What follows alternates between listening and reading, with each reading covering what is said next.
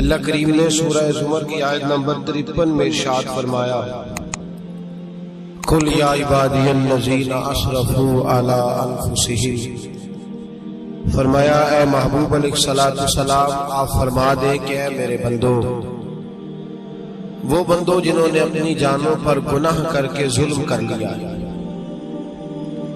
جنہوں نے غلطی کر کے اپنی ہی جان پر زیادتی کی ہے، لا تقنطوا من رحمت اللہ، ان سے کہہ دو کہ میری رحمت سے نا امید نہ ہو۔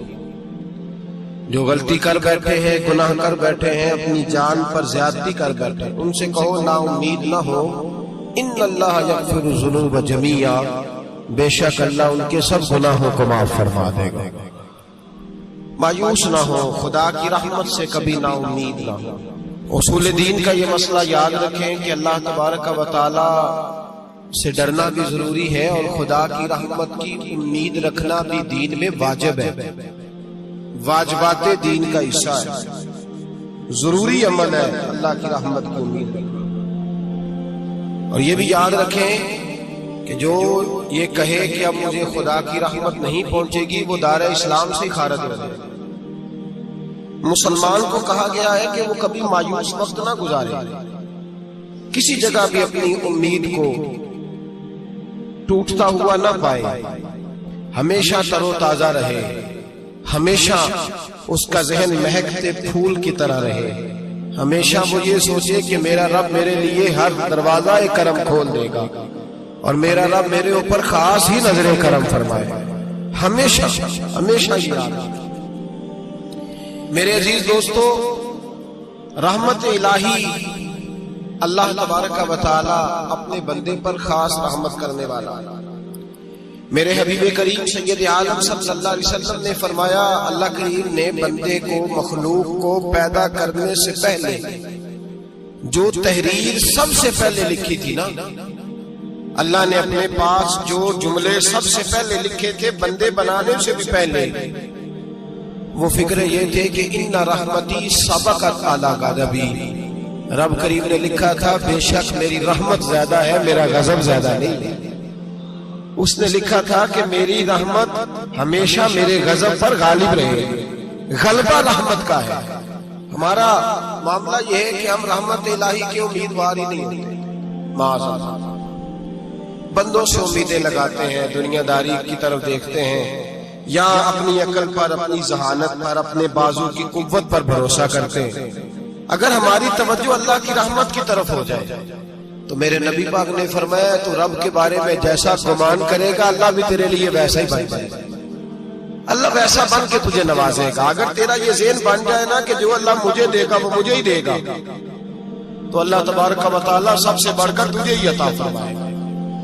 لیکن امید رب کرے، اور امید رحمت کی، اس کے کرم کی، اس کی عطا کی۔ ہاں اللہ بھی بندے کو سزا دیتا ہے، لیکن کب؟ جب بندہ باز ہی نہ آئے، بندہ توبہ کرے ہی نہ، رجوع ہی نہ کرے، سوچے نہ کہ مجھے اللہ کی بارگاہ میں جانا چاہیے۔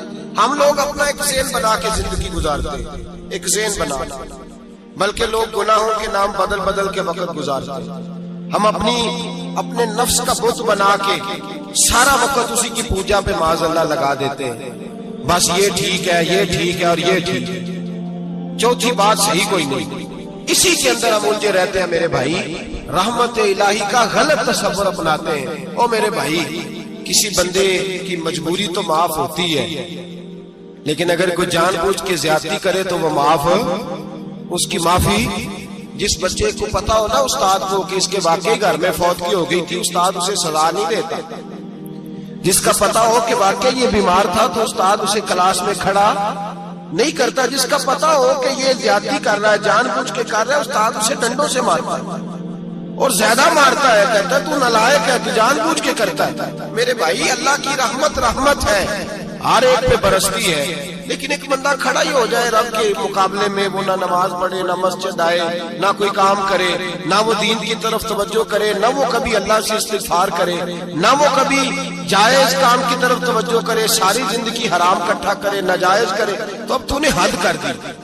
تیرے پاس غضب آیا نہیں، بلکہ تو نے غضب کو آواز دی ہے، تو نے اللہ کے غضب کو، بولیے، اللہ کے غضب کو غضب ہونا اور ہوتا ہے، اور غضب کو آواز دینا، بولیے غضب کو آواز دینا، ان میں فرق ہے میرے بھائی، یاد رکھیں۔ ہم آواز دیتے ہیں، غضب ہوتا نہیں۔ دیکھیں نبی کریم صلی اللہ علیہ وسلم، اور یہ حدیث آپ نے یاد رکھنی ہے، یہ یاد رکھنی۔ نبی پاک صلی اللہ علیہ وسلم نے نا بہت کم لوگوں کو بیوقوف کہا۔ ہمارے زمانے میں تو عام لفظ ہے نا بیوقوف کہنا، اللہ کے رسول صلی اللہ علیہ وسلم نے بہت کم لوگوں کو بیوقوف کہا۔ مسند امام احمد بن حنبل کی حدیث ہے، نبی کریم علیہ السلام نے فرمایا وہ احمق ہے، وہ بیوقوف ہے، نبی پاک فرما رہا۔ اور میں نے کہا کم لوگوں کو حضور بیوقوف کہتے ہیں، نبی کریم علیہ السلام نے فرمایا وہ بندہ بیوقوف ہے جو سارا دن اللہ کی نافرمانی کرتا ہے اور پھر بھی رب کی رحمت کی امید کرتا ہے، تو بیوقوف ہے۔ صبح سے شام تک لگا ہوا ہے، میں نے نہیں اللہ ماننی، میں نے نہیں تیری ماننی، معاذ اللہ میں نے نہیں ماننی، شام ہوتی ہے تو کہتا ہے اللہ بڑا مہربان ہے بخش دے گا، تو بیوقوف ہے، تو بیوقوف ہے۔ تو بتانا کیا مجبوری تھی نماز نہ پڑھنے کی؟ کس نے تجھے گن پوائنٹ پہ کہا تھا حرام کھانے کو؟ وہ فلاں آدمی کی تو نے غیبت کی تو تیرا اس میں کیا فائدہ تھا؟ یہ جو تو نے صرف 10 بندوں کو ہنسانے کے لیے جھوٹا لطیفہ سنایا، اس میں تیرا کیا نفع تھا؟ تو صبح سے شام تک نافرمانی کرتا ہے، شام کو کہتا ہے اللہ کریم ہے معاف کر دے گا، اللہ مہربان ہے معاف کر دے گا۔ استاد مہربان ہوتا ہے کہ نہیں؟ فیل کیوں کرتا ہے امتحان میں؟ بولے استاد باپ ہوتا ہے نا، اس کا دل کرتا ہے شاگرد فیل ہو جائے، تو کیوں کرتا ہے؟ لیکن شاگرد نے زیادتی کی، اس نے پڑھا نہیں، اس نے، میں نے کہا باپ آگ نامہ لکھواتا ہے، مجبور ہو کے لکھواتا ہے۔ او بھائی یاد، بڑی پیاری مثال ملا رومی لکھتے ہیں، کہتے ہیں میرے گاؤں کی ایک بی بی تھی، اس بی بی نے ایک بچڑا پالا ہوا تھا۔ دیہاتوں میں نا بوڑھی مائیں بچڑے کو پیڑا دیتی تھی اور نام بھی رکھ لیتی تھی، کسی نے مٹھو نام رکھا ہوتا تھا، کسی نے کوئی نام۔ کہتے ہیں ماں نے بچڑا رکھا ہوا تھا، اماں اس کو آواز دیتی تو بچڑا دوڑا آتا، اماں اس کو پیڑا کھلاتی، بچڑا بڑا پیارا تھا، جوان ہو گیا۔ اماں اس لیے بچڑا پال رہی تھی کہ جب بچڑا بڑا ہو جائے گا تو ہل کے اندر بچے اسے لگائیں گے، کھیتی میں ہل چلائیں گے۔ بچڑا بڑا ہو گیا، اماں کے بیٹے کہنے لگے اماں لا، تو نے بڑا کھلا پلا لیا، اس سے کوئی کام لیتے، ہل کے آگے لگایا تو کہنے لگا میں نے تو نہیں چلنا۔ اماں کے پاس آئے، کہنے لگے یہ نہیں چلتا، اماں کہنے لگی چلو ٹائم دو تھوڑا سمجھ جائے۔ پھر موقع دیا، پھر آئے، کہا اماں اب تو ہم نے اس کے ناک میں نکیل بھی ڈال دی ہے لیکن اب بھی یہ حل میں چلنے کو تیار ہے۔ ملا رومی رحمت اللہ علیہ فرماتے ہیں پھر کہا اماں سے، اماں کہنے لگی چلو تھوڑا ٹائم اور دے دو، سیانا ہو جائے گا۔ تھوڑا ٹائم اور دیا، ڈنڈے بھی مارے لیکن وہ سیانا ہونے کو تیار ہے۔ اب اماں کے پاس آئے تو اماں مجبور ہو گئی، دل نہیں کرتا تھا، کہنے لگی جاؤ پھر کسائی کے ہاتھ بیچ ڈالو۔ وہ گیا کسائی کے پاس، اسے کاٹا گیا، اس کی کھال اتاری گئی، اس کے چھوٹے چھوٹے پیس کر کے کھا گئے لوگ۔ وہ مار ہو رہی تھی، لوگوں نے اماں سے کہا تجھے تو بڑا پیارا تھا، تو نے کٹوا کو دیا۔ تو اماں کہنے لگی پیارا تو بڑا تھا پر مانتا نہیں، پیارا بڑا تھا، کاش بات مانتا، مقصد پورا کرتا تو کبھی بھی کاٹا۔ بھائی رب کریم نہیں چاہتا بندہ دوزخ میں جلے، اللہ کی رحمت نہیں چاہتی جہنم میں جلے، پر بندہ مانتا ہی نہیں، یہ تیار ہی نہیں ہوتا، یہ سویا ہوا ہے سویرے، یہ وہ گپے لگا رہا ہے عصر کے وقت چوراہے پہ کھڑا ہے، نماز پڑھنے نہیں آیا۔ اس نے ساری زندگی میں درجنوں لطیفے سیکھ لیے، ہزاروں کہانیاں سیکھ گیا، قرآن پاک پڑھنا نہیں سیکھا۔ اس نے زندگی کی ہر چالاکی سیکھ لی ہے، نہیں سیکھی تو اپنے رسول کی حدیث نہیں سیکھی، نہیں سیکھا تو دین کی ضروری باتوں کو نہیں سیکھا۔ اب رب کی رحمت تو نہیں چاہتی کہ بندہ جہنم میں جائے، وہ تو مہربان ہے، لیکن رب کریم کا قانون کا تقاضا یہ ہے کہ جو احکام پورے نہیں کرے گا اسے پھر دوزخ میں ڈالا جائے گا۔ ہمارے بزرگ فرمایا کرتے تھے اصل بات یہ ہے کہ اللہ نہیں مسلمان کو دوزخ میں ڈالنا چاہتا، مسلمان اپنی مرضی سے چھلانگے لگا رہا ہے، یہ خود چھلانگے لگاتا، یہ باز نہیں آتا۔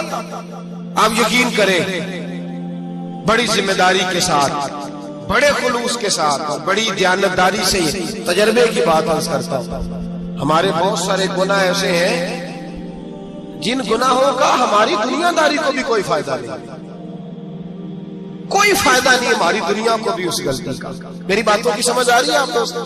کچھ گناہ ایسے ایک تو ہوتا ہے کہ دنیا کا کوئی فائدہ ہو، اس گناہ میں ہماری دنیا کا بھی کوئی فائدہ.